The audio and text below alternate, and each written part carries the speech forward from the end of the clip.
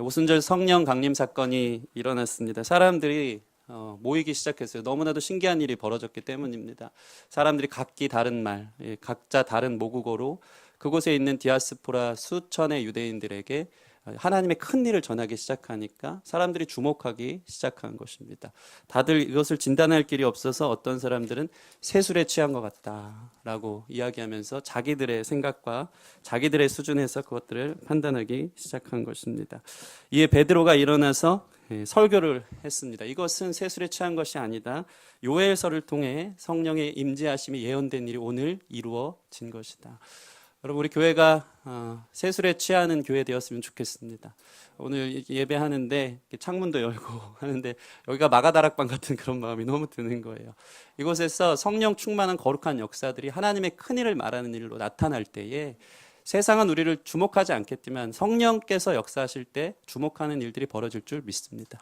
다 각기 자기들의 어떠한 종교적 관습을 쫓아서 예루살렘에 와서 오순절 절기를 보내려고 했을 때 그들의 관심은 예루살렘에 있었지만 예루살렘에서 몇 킬로 떨어지지 않은 1킬로 정도 떨어졌다고 하는데 그 마가 다락방에서 일어나는 그 소식을 듣고 수천의 사람들이 거기 들어와서 신기하고 놀랄 일이 일어났다. 어떻게 이런 일이 일어날 수 있는가 하고 주목하기 시작했고 그 주목하는 역사 속에서 오늘 베드로가 설교함을 통해서 3,000명이나 죽게 돌아오는 거룩한 역사가 있었다는 것입니다.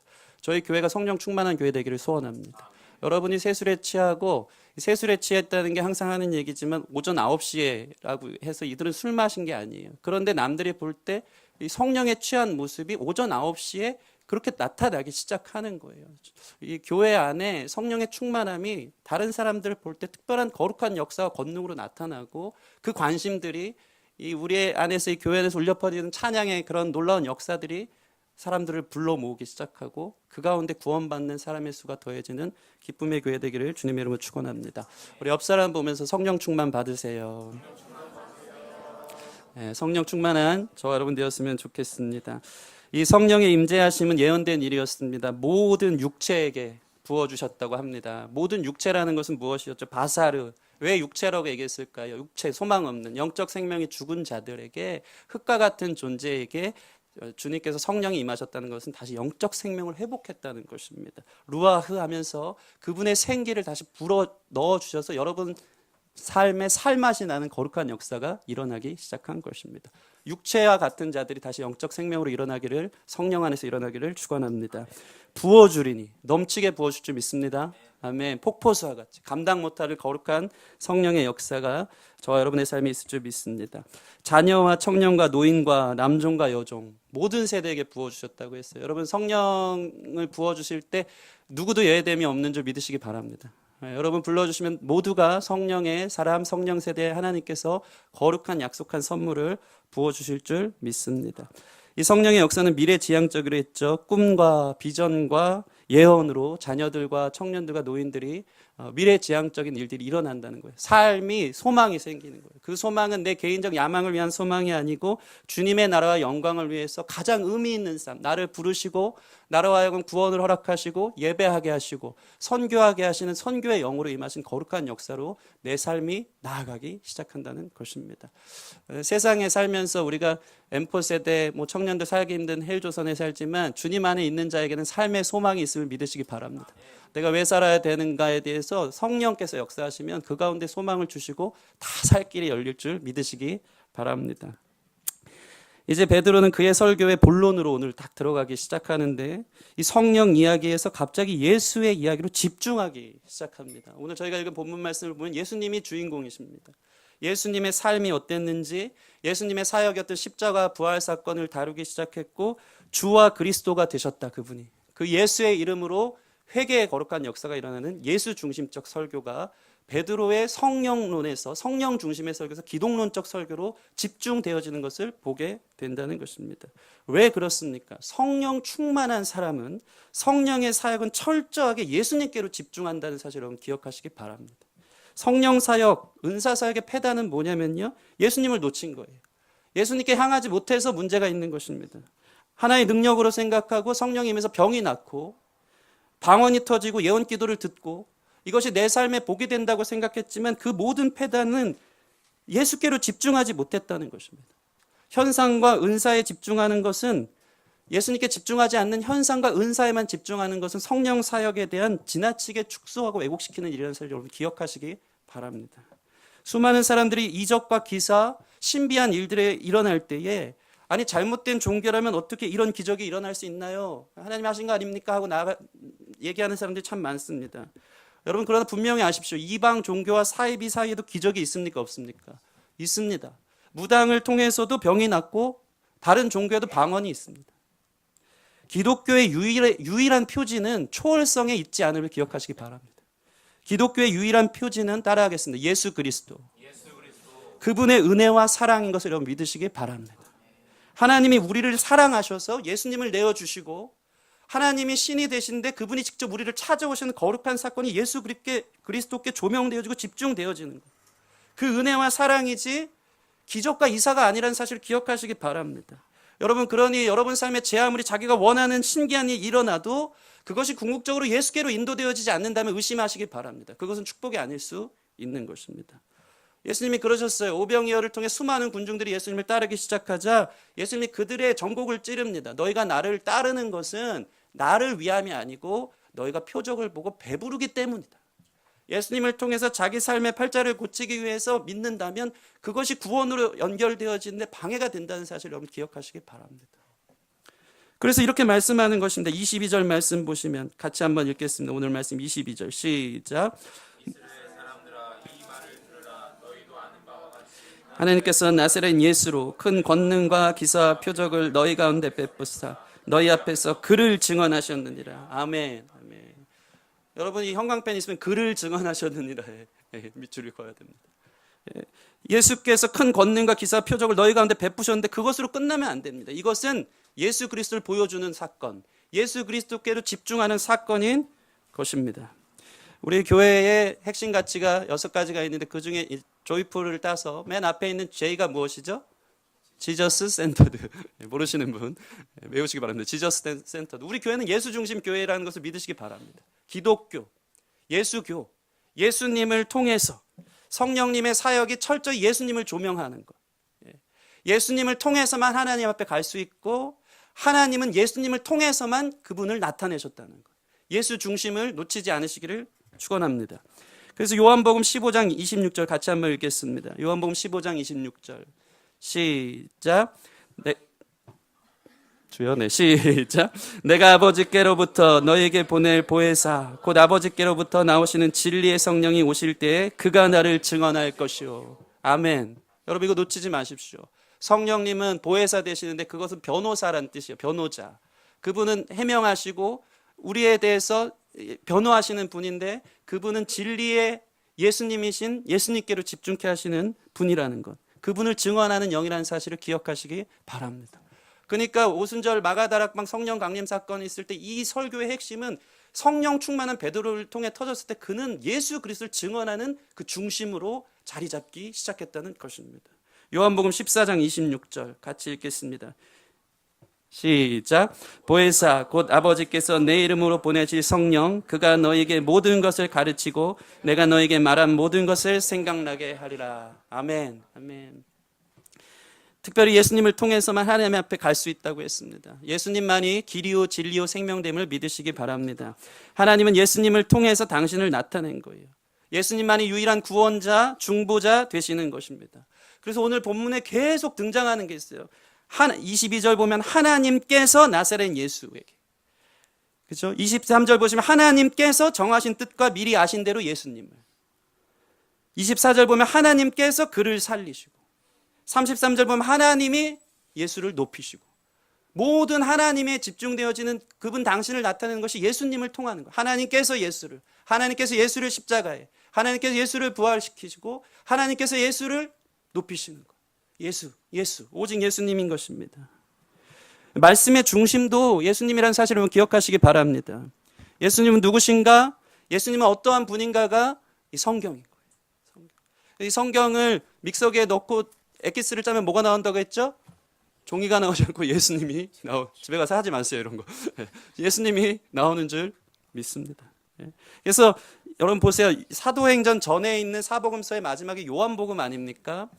왜 이 성령 행전이 시작되기 전에 요한복음의 마지막은 어떻게 끝나고 있는지 여러분 함께 나누었으면 좋겠는데, 요한복음의 마무리 21장 25절에는 예수께서 행하신 일이 이 외에도 많으니 만일 낱낱이 기록된다면 이 세상이라도 이 기록된 책을 두 개 부족할 줄 아노라.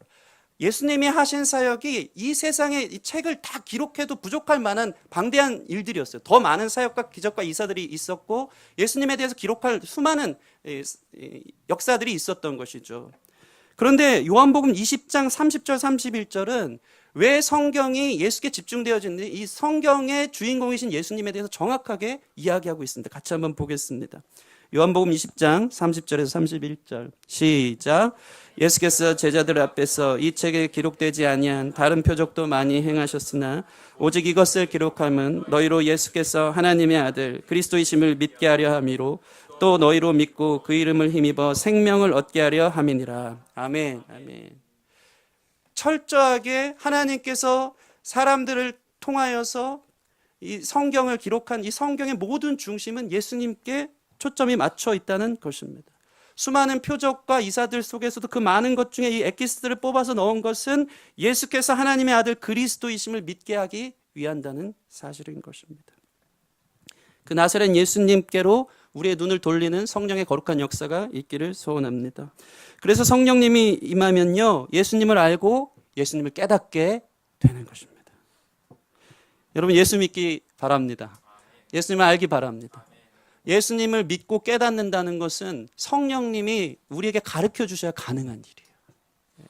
여러분 지식적으로 아는 게 아니고 정말 예수님 그리고 사복음서에 나타난 예수님의 능력이 우리 삶의 능력이 되기 위해서는 성령께서 2000년 전에 계셨던 예수님의 사역들 우리 가운데 가르칠 때만 우리 안에 역사가 일어나고 예수님의 중심적인 능력과 은혜가 우리 가운데 풀어지기 시작한다는 것입니다. 그렇다면 예수님은 누구십니까? 베드로는 계속해서 설교하고 있습니다. 첫 번째는 무엇이냐면 예수님의 십자가. 예수님 하면 예수님의 십자가를 빼놓을 수 없는 것입니다. 우리 23절 말씀 같이 읽겠습니다. 23절 시작. 그가 하나님께서 정하신 뜻과 미리 아신 대로 내준 바 되었거늘 너희가 법 없는 자들의 손을 빌려 못 박아 죽였으나. 아멘. 여러분 보세요. 그가 하나님께서 정하신 뜻과 미리 아신 대로 예수님을 얘기하죠. 내준 바 되었거늘 너희가 법 없는 자들의 손을 빌려 못 박아 죽였으나.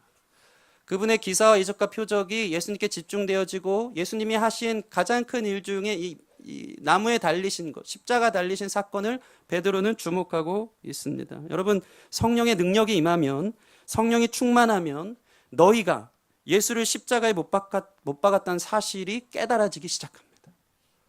성령의 충만함을 받으면요, 내가 예수님을 십자가에 못 박았다는 사실이 믿어지고 그 앞에 우리는 어찌할까 하면서 회개하고 자복하는 거룩한 역사가 일어나는 것을 믿으시기 바랍니다. 이 멜 깁슨의 패션 오브 크라이스트, 예수의 순환이라는 영화를 보면 그 영화에 감독된 멜 깁슨이 딱 한 장면 출연한다고 합니다. 어디 출연할까요? 한번 돌려보시면 되는데 유일하게 출연하는 장면이 한 곳 있어요. 그게 어디냐면 예수님을 십자가에 못 박을 때 로마 병전의 손으로 등장해요. 손만 등장하는 거예요. 멜 깁슨은 그의 손이 그 영화의 자기 장면이 딱 한 번 나오는데 그것을 통해서 예수님을 자기가 십자가에 못 박았다라는 것을 보여주고 있는 것입니다. 성령이 임하면 십자가 사건이 그냥 십자가를 달아놓은 교회에서 멀리서 멀찌감치 교만한 태도로 보는 게 아니고 나와 상관없다는 것이 아니고 성령이 임하면 깨달아지면서 십자가가 나와 상관이 있다는 역사가 일어나기 시작하는 거예요. 그 십자가 앞에 예수님을 십자가에 달려 죽은 것이 나라는 사실이 믿어지기 시작하고 그 앞에 회개가 일어나는 것입니다. 사도 바울은 어떤 사람이었습니까? 그는 십자가의 돌을 전하는 자를 잡으러 다녔던 사람입니다. 왜냐하면 너무 미련해 보였기 때문입니다.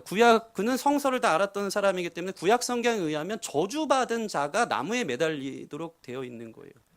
그런데 우리를 구원하신 예수 그리스도가 구원자고 메시아라면 그가 저주받아 나무에 매달릴 일이 없는 거예요. 이게 상식적으로 말이 안 되기 때문에 십자가의 돌을 전하는 사람들을 다 잡으러 다닌 거예요. 그러다가 그가 어떤 일이 벌어집니까? 부활하신 주님을 만나고 다메섹 도상에서 만나고 그가 3일 동안 눈에 비닐이 쌓여져서 기도하는 가운데 그는 깨닫기 시작한 거예요. 저주받아 달려 죽으신 예수님의 저주는 바로 나였다.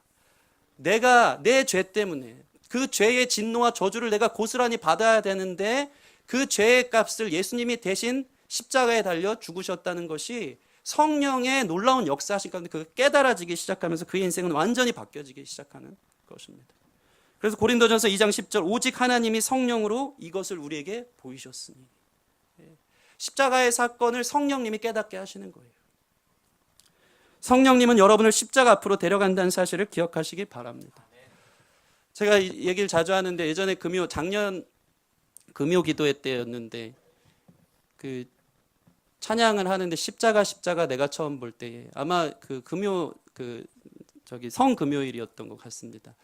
십자가 내가 처음 볼 때에 나의 마음의 큰 고통 사라져. 이 찬양을 하는데 이 앞에서 찬양을 하는데 그 찬양만 왜 그때 이제 주전도사님이 왜 그 찬양만 20분 내내 그 찬양만 했는지 모르겠어요. 제가 막 뒤집어지는 게 보여서 다른 콘티 안 하고 목사님 죽으세요 뒤집어지세요 이러면서 계속 제 앞에서 찬양했는지 모르지만 그 찬양을 하는데 저는 목사가 해줄 말이 있어야 되지 않습니까? 근데 아무리 쥐어짜도 은혜가 십자가 내가 처음 볼 때 십자가의 감격과 은혜가 내 안에 밀려오질 않는 거예요. 십자가 내가 처음 볼 때 내가 예수님 처음 만났을 때 그 십자가의 감격을 내가 막 되새기고 그때 어떤 감정이었더라? 어떤 회개가 터져 나왔지? 막 그러면서 찬양을 하는데 찬양하는 동안 그게 아니란 사실을 깨달았어요. 그저 감정적으로 내가 처음 은혜 받았을 때 눈물 흘렸던 그 첫사랑을 내가 회고하고 그 감정을 끌어모아서 십자가의 은혜는 이런 거였지 하면서 눈물을 쥐어짜는 게 아니고 성령께서 그 가운데 저한테 역사하기 시작하시더니 십자가가 처음 보는 것처럼 저한테 다가오기 시작한 거예요. 십자가 내가 처음 본 것처럼. 오늘 처음 십자가가 내 앞에 다가와서 그 십자가 앞에 내 벌레만도 못한 흉악한 죄가 주님 앞에 나를 대신해서 십자가 달려 죽으셨다는 사실 앞에 제가 뒤집어지기 시작한 거예요.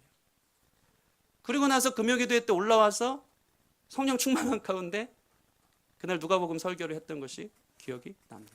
금요기도에 오면 이러한 역사를 보게 될 줄 믿습니다. 이번 주 성금요일 광고하는 것이죠. 여러분 십자가 성령께서 역사하실 때만 십자가가 처음 보는 예수님과 함께 내가 십자가에 달려 죽을 수밖에 없는 존재고 그 은혜가 깨달아지는 거룩한 역사가 있는 것을 여러분 믿으시기 바랍니다.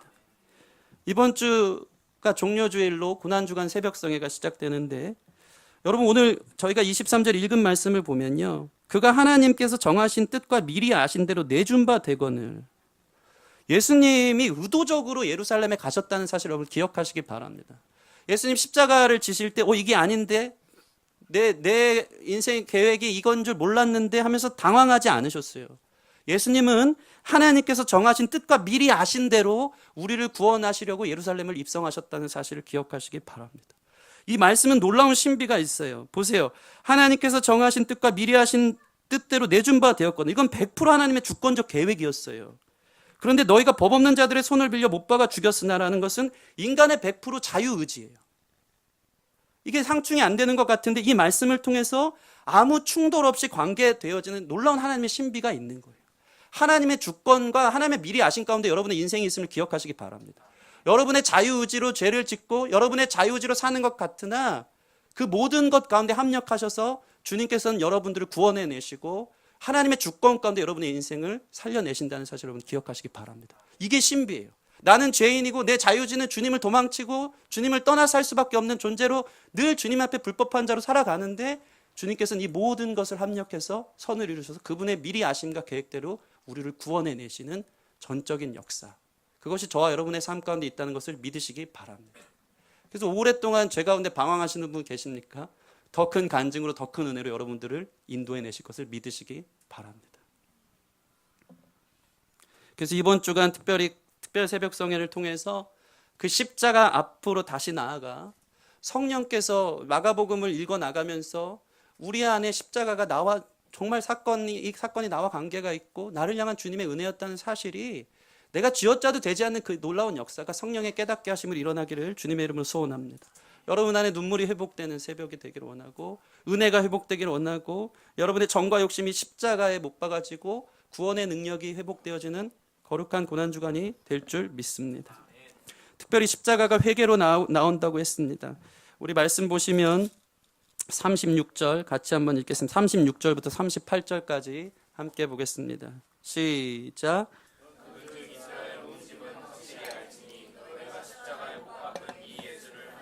주와 그리스도가 되게 하셨느니라 하니라. 그들이 이 말을 듣고 마음에 찔려 베드로와 다른 사도들에게 물어 이르되 형제들아 우리가 어찌할꼬 하거늘 베드로가 이르되 너희가 회개하여 각각 예수 그리스도의 이름으로 세례를 받고 제사함을 받으라. 그러면 성령의 선물을 받으리니. 아멘. 아멘.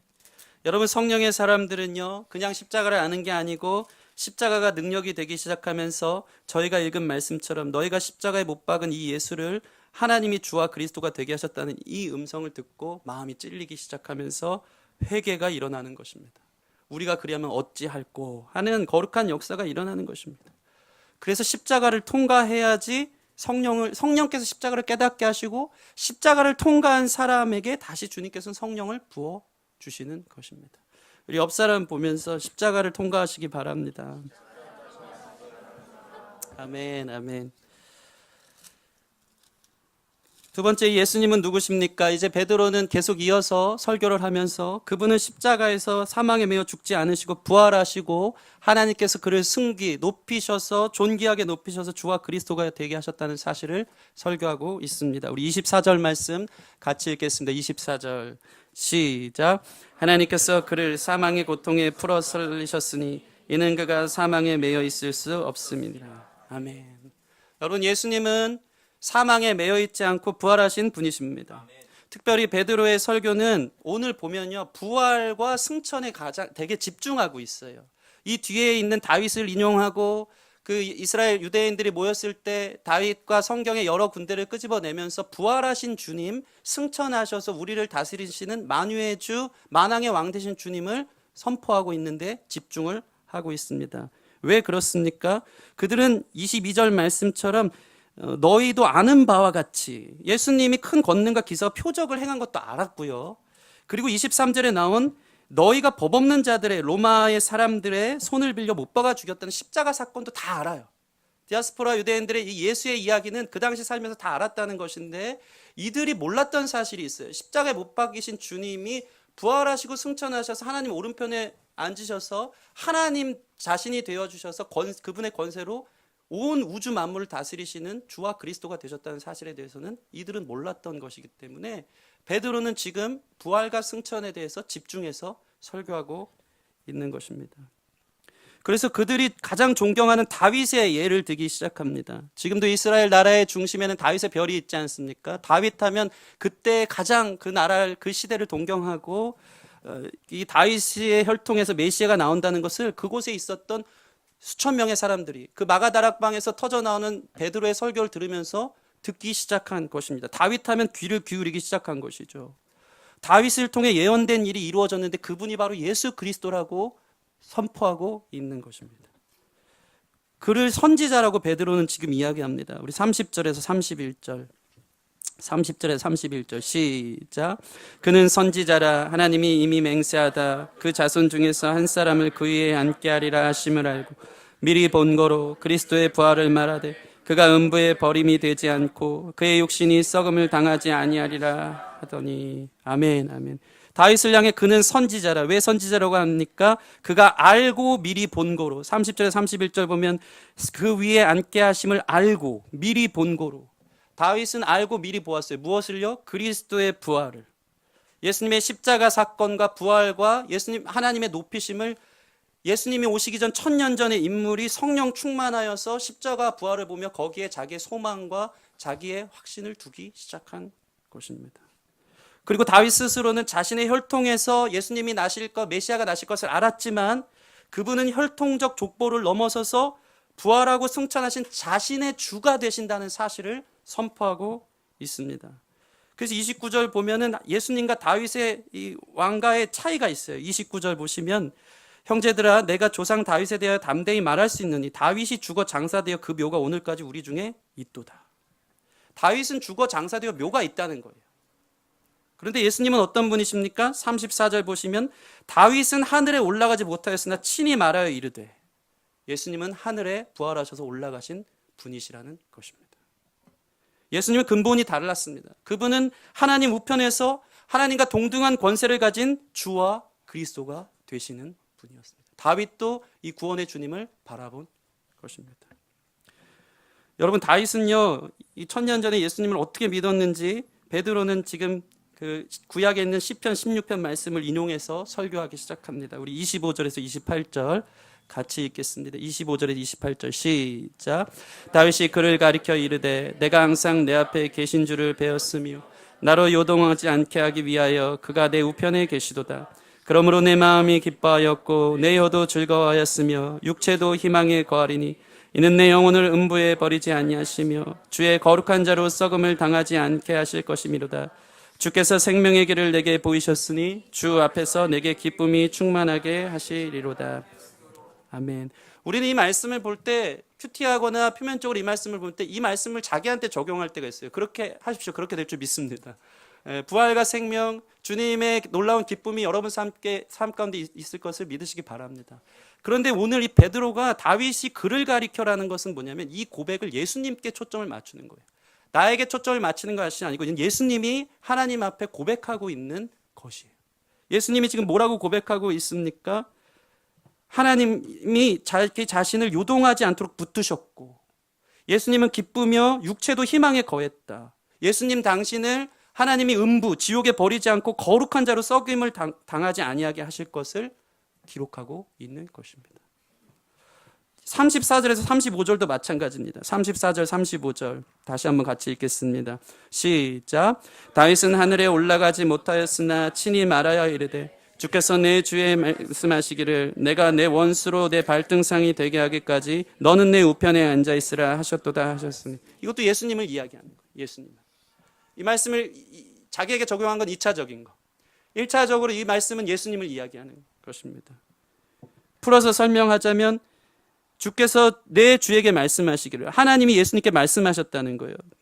내가 내 원수로 내 발등상이 되게 하기까지. 이건 뭐냐면 하나님이 예수의 원수로 내 발 아래 굴복시키시기까지 완전한 심판과 완전한 주권이 주님 앞에 있기까지 너는 내 우편에 앉아 있으라. 예수님께 말씀하는 거예요. 예수님 너는 내 우편에 앉아서 나의 권세를 가지고 이 땅을 통치하여라.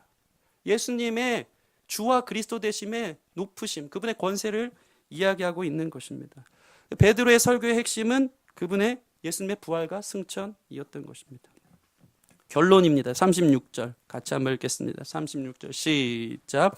그런즉 이스라엘 온 집은 확실히 알지니 너희가 십자가에 못 박은 이 예수를 하나님이 주와 그리스도가 되게 하셨느니라 하시나. 아멘. 너희 이스라엘들은 확실히 알지니 너희가 못 박은 십자가에 못 박은 이 예수가 하나님이 높이셔서 그를 주와 그리스도가 되게 하셨느니라. 여기에 충격을 받기 시작한 겁니다. 유대인들이 이 말씀에 충격을 받았어요. 그냥 사상범, 그냥 그 나라의 잘못된 종교적인 이야기들을 하는 예수인 줄 알고 속아서 로마법에 의해서 그들을 넘겨서 예수님을 십자가에 못 박혀 죽인 줄 알았는데, 죄인의 한 사람으로 죽은 줄 알았는데 그게 아니었던 것을 그들이 그토록 보았던 다윗의 이야기, 여기 보면 사무엘 하의 내용도 인용됐고 여러 가지 그 구약에 정통한 사람들 아닙니까?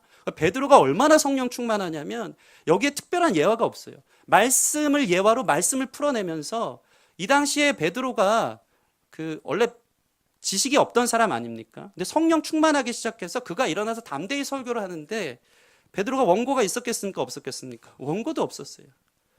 오순절 마가단 학방의 강력한 성령의 역사가 그로 하여금 구약의 성경에 있는 것들을 다 꿰면서 예수님이 어떻게 약속되어지고 너희가 죽인 예수가 사실은 어떠한 분인지에 대해서 그들의 폐부를 찌르는 설교를 하기 시작하니까 이들이 우리가 죽인 십자가에 죽인 예수가 그런 존재였다고, 그분이 주 또는 그리스도 우리의 메시아였다고 라는 사실 앞에 그럼 우리가 어찌할꼬, 우리가 큰일 났구나 하면서 회개하는 거룩한 역사가 일어난 것입니다. 날이 선 검처럼 그들의 마음을 찔러내는 성령 충만한 설교가 베드로를 통해 터져 나왔고 그 결과 3,000명이 회개하는 거룩한 역사가 초대교회 베드로의 설교를 통해 일어난 것입니다. 여러분, 이거 누가 한 것입니까? 성령님이 하신 것입니다. 성령 충만한 베드로 가운데 성령님이 그에게 말씀하게 한 거예요. 이 말씀은 베드로가 이 외부에서 성령의 놀라운 역사로 그 설교를 한 것이지 베드로가 의도적으로 일어나서 군중들을 정서적으로 막 고무시키고 하고자 했던 베드로의 능력도 아니고, 군중이 하나님과의 관계를 그 당시에 바로 갖고 싶어서 관심을 갖고 신실한 태도로 주의 말씀을 들으려고 했던 것도 아니고 의심할 여지 없이 성령의 거룩한 역사였다는 것입니다.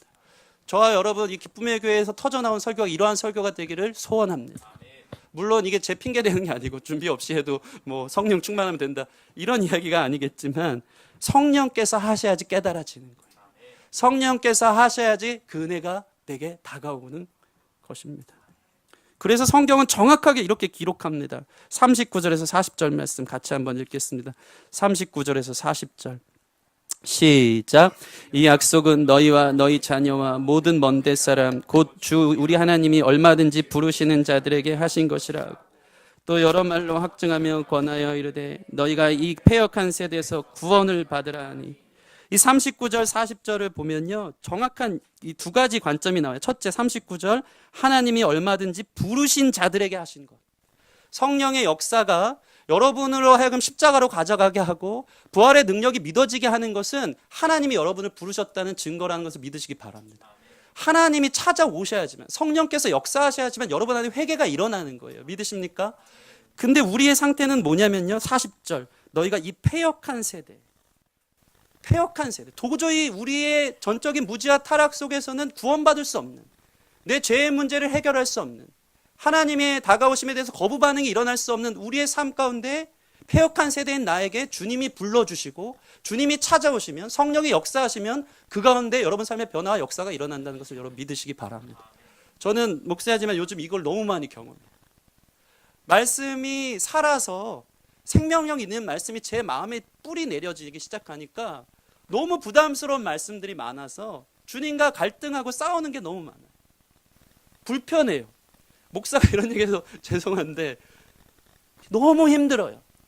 시퍼렇게 살아있는 저의 죄성과 주님의 끊임없는 그분의 말씀이 내 안에 부딪혀오는 것이 너무나도 힘들게 다가올 때가 있는 거예요. 내 자신에 대해서 너무 믿고 하는 일들이 일어나는데 패역한 나와 같은 자를 하나님이 부르시기로 작정하셔서 성령을 부어주셔서 그 십자가 부활의 역사가 깨달아지기 시작하면 우리 안에 그 믿음으로 말미암아 참 구원에 이르는 거룩한 역사가 일어난다. 이것이 저와 여러분의 삶 가운데 이 기쁨의 교회 안에 일어나야 되는 주님의 부르심이고 뜻하심인 것을 여러분 믿으시기 바랍니다. 그래서 37절부터 42절 보시면요. 잘 하나님의 그 구원 사역이 잘 증거되어져 있습니다. 보실까요? 38절 보시면 어떤 일이 벌어집니까? 베드로가 이르되 너희가 회개하여. 여러분 회개하시기 바랍니다. 여러분의 마음을 주께 돌리시기 바랍니다. 여러분의 죄된 것들을 끊어내고자 하나님 앞에 서는 회개의 기도가 터져나오길 소원합니다. 주님 앞에 주님이 나의 참 주인이십니다라는 그 고백에는 그 뒤에는 내가 주인 되었던 모든 우상들을 깨트려야 하는 담대한 고백이 필요한 거예요. 주님이 나의 주인이십니다 라는 그 고백의 회개가 터져나길 소원합니다. 그럼 어떤 일이 벌어진가? 38절 회개하여 각각 예수 그리스도의 이름으로 세례를 받고. 세례라는 것은 무엇이죠? 물에 들어가서 완전히 죽고 다시 살아나는 거예요. 예수님의 이름으로 여러분이 다시 사는 역사가 있을 줄 믿으시기 바랍니다. 그와 함께 죄사함을 받고 그러면 어떤 일이 벌어집니까? 성령의 선물이 여러분 가운데 부어지는 거예요. 성령으로 시작해서 우리를 예수께로 인도하고 그 기도를 통해 우리가 참 회개에 이른 자들에게는 다시 성령으로 마무리돼서 우리가 성령 충만한 사람이 되어 베드로와 같은 예수님의 증인들로 일어나는 것이 주님이 원하시는 부르심, 여러분과 저를 향한 귀한 뜻인 줄 믿습니다. 그렇게 되면 어떻게 됩니까? 42절 보시면 42절 같이 읽겠습니다. 시작. 그들이 사도의 가르침을 받아 서로 교제하고 떡을 떼며 오로지 기도하기를 힘쓰니라. 아멘, 아멘. 특별히 41절 보면 41절도 한 번 더 읽어보겠습니다. 시작. 그 말을 받은 사람들은 세례를 받음에 이날의 신도의 수가 3,000이나 더하더라. 이 37절부터 42절까지는 이 구원의 과정에 있어서 기가 막힌 이 신학적 흐름이 있는 거예요. 회개하고 예수 그리스도의 이름으로 세례를 받아 새 생명을 얻고 제사함을 받고 성령의 선물을 받으면 어떤 일이 벌어지냐면 41절 그 말을 받은 사람들 믿음이 시작됩니다. 믿음은 들음에서 나고 성령께서 우리를 깨닫게 하실 때 그 말씀을 받기 시작하는 거예요. 받으면 주님 앞에 세례를 받고 그때부터 42절 사도의 가르침을 받고 교회 생활 시작되는 거예요. 양육이 시작되고 성경 안에서 서로 교제하고 하나님에 대해서 서로 나누고 풍성함들이 일어나는 거죠. 떡을 떼며 성찬에 참여하고 내 몸에 주님의 살과 피가 흐르는 삶을 다시 한번 결단하고 우리가 한 지체임을 생각하며 서로 사랑하는 거룩한 공동체가 회개한 자들, 믿음으로 받는 자들 안에서 일어나기 시작하는 거예요. 우리 기쁨의 교회가 그런 교회 되었으면 좋겠습니다. 신도의 수가 3,000이나 더해졌는데 그 뒤에 사도의 가르침도 받고 서로 깊이 교제하고 떡을 떼고 어떤 일이 벌어집니까? 오로지 기도에 힘쓰니라. 내 집이 만민의 기도하는 집이라. 참 교회로서의 본질을 회복하게 되는 것입니다. 우리 공동체가 그러한 공동체가 되길 소원하고 우리 예배와 말씀의 선포가 성령의 강력한 역사로 이러한 회심을 가져오는 거룩한 역사가 되도록 여러분 함께 기도하시기 바랍니다. 말씀을 마치겠습니다. 여러분, 이 예수님께로 성령의 거룩한 역사로 나아가시는 귀한 시간이 되었으면 좋겠고 그것이 나의 십자가, 나의 은혜, 나를 향한 주님의 부르심이라는 사실이 오늘 이 시간 일어나기를 소원합니다. 그리고 이 말씀 가운데 작정된 대로 패역한 우리와 같은 사람을 향해 주님이 계속 부르시는 줄 믿습니다. 말씀이 부딪혀오고 여러분 삶에 거룩한 근심들이 일어나고 그렇게 살지 못하는 내 자신에 대해서 화가 나기 시작하면서 그 가운데 점점 우리가 주님 앞에 닮아가고 달아지며 십자가를 통과한 하나님의 사람들이 되어지고 또 힘들고 어려울 때 서로 교제하고 떡을 떼며 함께 기도하며 믿음의 여정을 잘 걸어갈 수 있는 기쁨의 교회 되기를 주님의 이름으로 축원합니다. 우리 시간 같이 기도하겠습니다. 찬양하고 기도하겠습니다. 예수 하나님의 공의 찬양하겠습니다.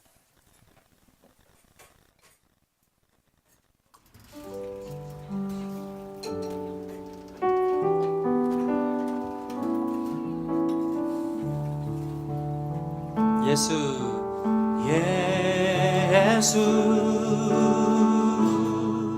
하나님의 공의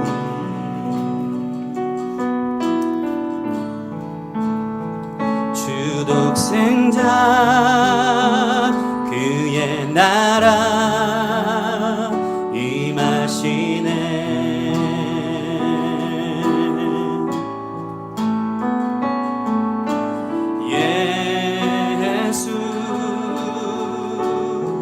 재물이 되신 주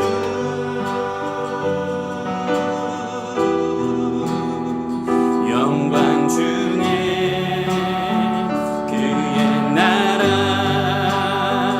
임하시네.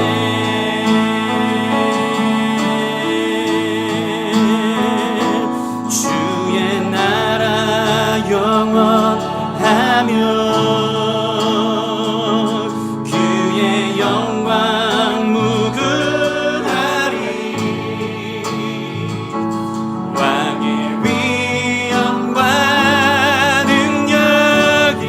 이제 임하였으니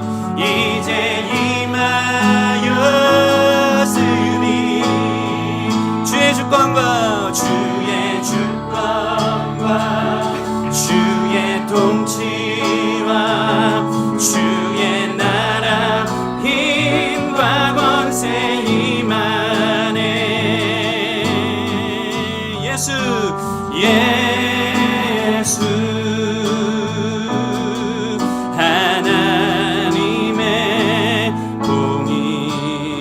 예수 하나님의 사랑 예수 하나님의 사랑 주내와 말씀으로 주내와 말씀으로 나타났네.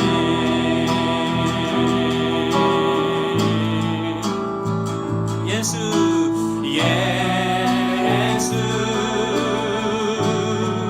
거룩한 하나님 영광 중에 그의 나라 오늘 우리의 삶 가운데 임하시네.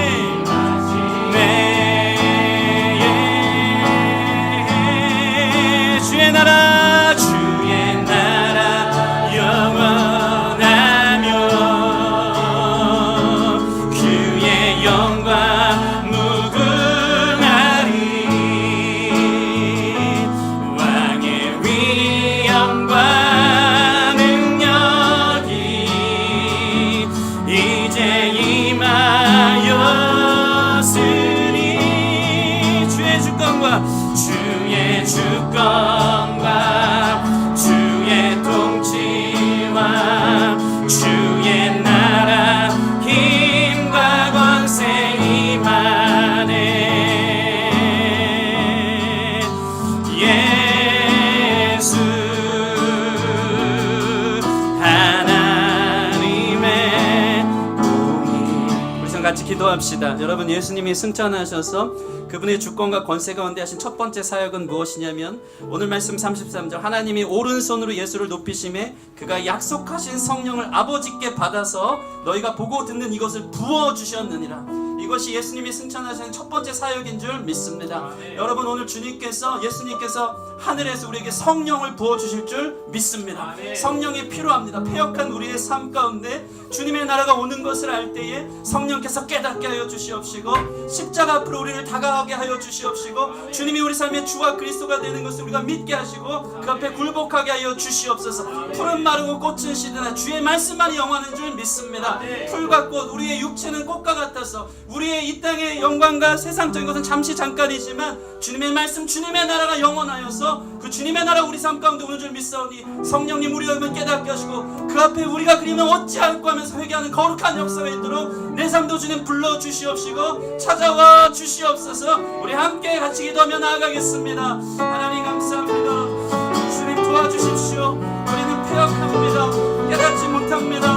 우리는 무지합니다. 우리는 고집스럽습니다. 우리는 십자가 앞으로 나아가지 못하는 무지한 가운데 있는 존재들이오니, 예수님 성령을 부어주셔서 우리를 다시 예수께로 인도하여 주시고, 다시 한번 십자가 앞에 내 죄가 폭로되어지는 그 십자가 앞에 내가 죽을 죄인이며 예수님 대신 아버지 주님이 날 대신에 십자가 달려 죽었다는 깨달아지고 그 앞에 주님 참 회개가 일어나며 하나님 주 예수 그리스도의 이름으로 세례를 받고 예수 그리스도의 이름으로 하나님 주님을 통행하며 아버지 주님과 연합하며 걸어가는 거룩한 인생이 우리가 될 줄 믿습니다.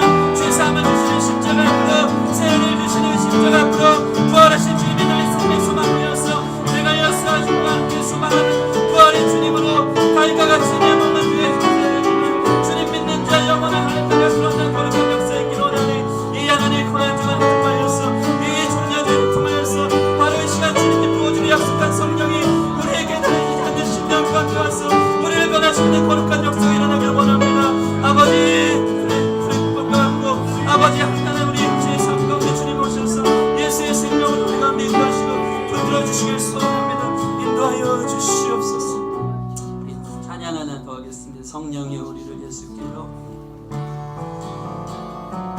성령이여 우리를 예수께로,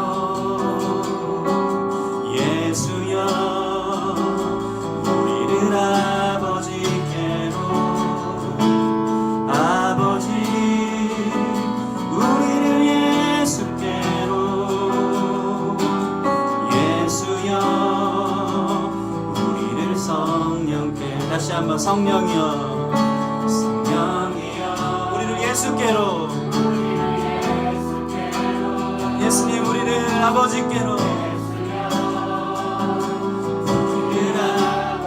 하나님 우리를 예수께로, 아버지 우리를 예수께로, 예수여 우리를 성령께로, 예수여 성령을 부어주십시오.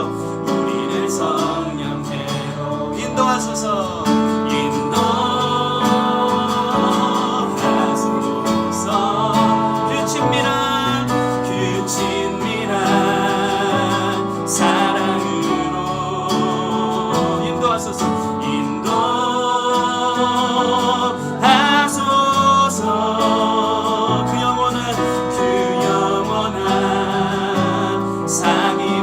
찬양합시다. 성령이여, 성령이여 우리를 예수께로, 당신의 십자가로 인도하여 주십시오. 예수여 우리를 아버지께로, 길과 진리요 생명 되신 주님 인도하여 주시옵소서. 아버지 우리를 다시 예수께로, 예수님 우리를 성령께로, 예수여 우리를 성령 간절히 사모하며 고백합시다. 인도하소서. 인도하소서.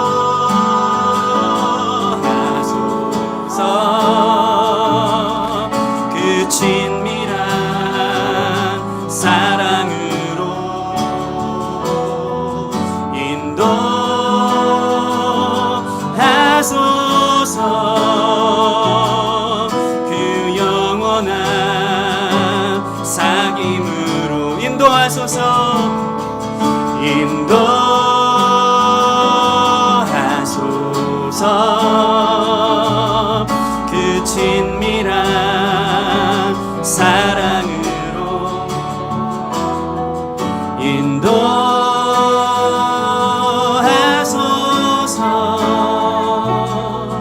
그 영원한 사귐으로. 도적이 오는 것은 죽이고 멸망시키는 곳이요 내가 온 것은 양으로 생명을 얻게 하고 더 풍성히 얻게 하려 하심이라. 생명의 주님, 오늘 이 시간 우리를 찾아와 주시니 감사합니다. 하나님, 우리가 두 가지 악을 범하였는데 그것은 생수의 근원 되신 하나님을 버린 것과 주님을 버린 뒤 채워도 채울 수 없는 세상적인 것들로 채워 터진 웅덩이와 같이 허무하고 공허하고 권태스럽고 힘들고 죄 가운데 허덕이면서 사실 그것에 속아서 나를 사랑해 줄 것 같이 다가가지만 그 고통 가운데 있는 우리의 모습이 또 죄이며 우리 자신의 연약한 상태인 것을 주님 앞에 고백합니다. 성령님, 우리를 예수께로 이 시간 인도하여 주시옵소서. 그 영원한 사귐, 영원한 사랑, 주님과의 하나님과의 온전한 관계 안에서 누릴 수 있는 기쁨과 평강이 우리 가운데 부어지는 줄 믿사오니 고집스러운 우리의 죄, 예수님 오심에도 불구하고 거부하고 있고 아버지 목이 곧은 백성처럼 패역하게 서 있는 우리의 죄를 향해 성령님 계속해서 찾아와 주시옵소서.